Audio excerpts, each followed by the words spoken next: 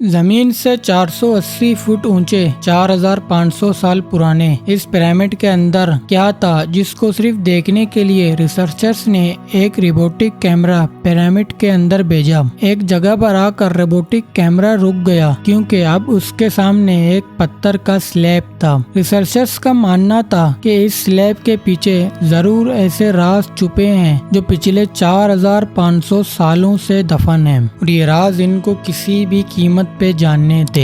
इसलिए इन्होंने ड्रोन के आगे एक ड्रिल मशीन लगाई जिसने पत्थर में एक बारीक छेद कर लिया। अब इस छेद के अंदर एक कैमरा भेजा गया जिसने स्लैब के उस पार ऐसा मंजर देखा जो पिछले 4500 सालों से किसी ने भी नहीं देखा था। दोस्तों, इजिप्ट में टोटल 138 पिरामिड्स मौजूद हैं जिन्होंने पिछले हजारों सालों से दर्जनों अर्थक्वेक्स और कई तूफानों का सामना किया, लेकिन मजाल है इनमें से एक भी इधर से उधर हुआ हो। इनमें सबसे ऊंचा और सबसे बड़ा the great pyramid of Giza कहलाता है और इस पिरामिड के बेस का एरिया 13 एकड़ है। दोस्तों, आप अंदाजा लगाएं कि ये इतना ज्यादा बड़ा है कि इसके अंदर 9 फुटबॉल फील्ड आराम से फिट आ सकते हैं और इस पिरामिड में 23 लाख बड़े बड़े पत्थरों का इस्तेमाल हुआ। इनमें से कई पत्थरों का वजन 50 टन भी था। दोस्तों, अगर इस पिरामिड की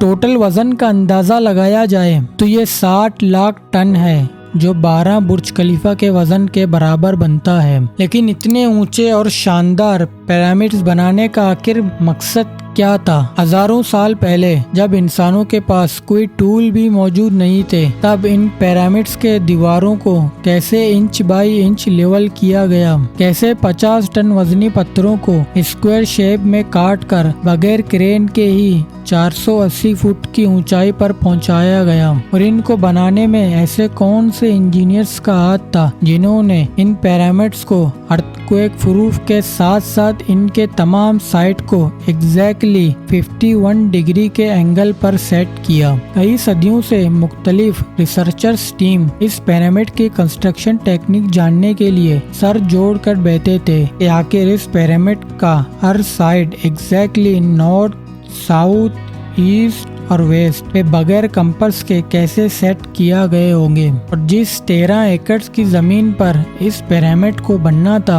उसका लेवल थोड़ा सा भी आउट होता तो 23 लाख पत्थरों के पहाड़ का खड़ा होना बिल्कुल भी मुमकिन नहीं था। अब इस जमीन को लेवल करने के लिए इस टाइम के इंजीनियर्स के पास ना ही लेजर लेवलर था और ना ही बबल लेवल। एक्सपर्ट्स का मानना है कि कंस्ट्रक्शन साइट के चारों साइडों पे खड्डा करके उसमें पानी डाला गया होगा और फिर एक साइड के पानी के लेवल को दूसरे साइड के लेवल से मैच किया गया होगा। अब पिरामिड कंस्ट्रक्शन साइट पे डायरेक्शन भी सेट थी, मार्किंग भी हो चुकी थी और जमीन का लेवल भी सेट था। अब बारी थी कंस्ट्रक्शन स्टार्ट करने की, जिसके लिए लाखों टन वजनी और भारी पत्थरें रिक्वायर्ड थी। लेकिन ये पत्थर काटने के लिए ना ही उनके पास ग्राइंडर थे और ना ही जैक हैमर्स, लेकिन फिर भी उन्होंने 50 टन वजनी पत्थर काटे भी और इनको स्क्वायर या फिर रेक्टेंगल शेप भी दिया। लेकिन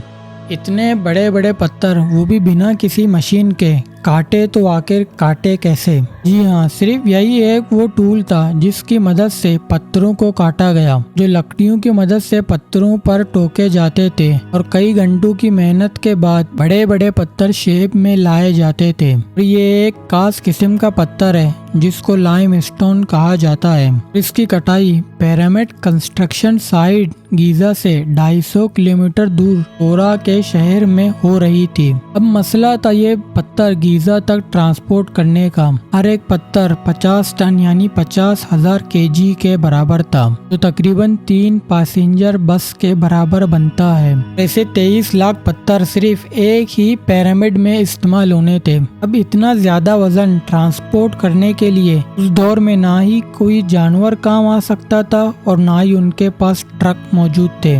तक कि आजकल के दौर में भी ये काम करनी पड़े तो ट्रांसपोर्ट कंपनीज को अच्छा खासा टफ टाइम आएगा।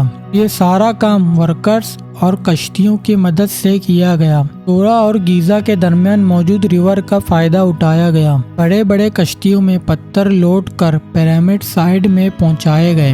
ये काम इतना आसान नहीं था। चिप्स में इतने बड़े पत्थर की लोडिंग और अनलोडिंग में कम से कम 500 मजदूरों की आर्मी एक ही वक्त में लगाई गई होगी।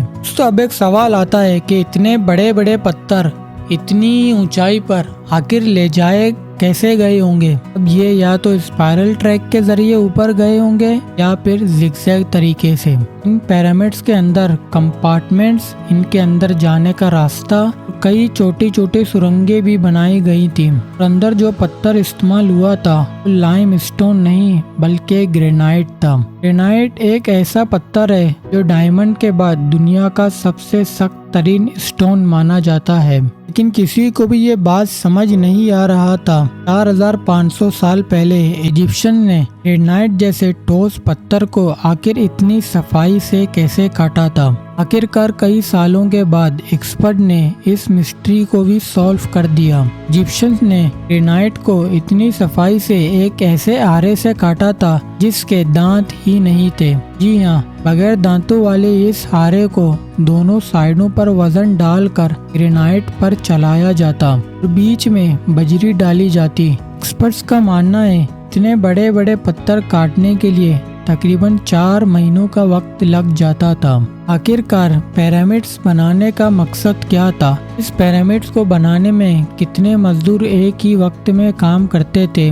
रोबोटिक कैमरा ने पिरामिड के अंदर जब पत्थर के स्लैब में सुराख किया, उसके अंदर कौन से मंजर देखा गया जो पिछले 4500 सालों से किसी ने भी नहीं देखा था। तो ये सब और इससे भी ज्यादा आप जान सकेंगे इस वीडियो के पार्ट 2 में।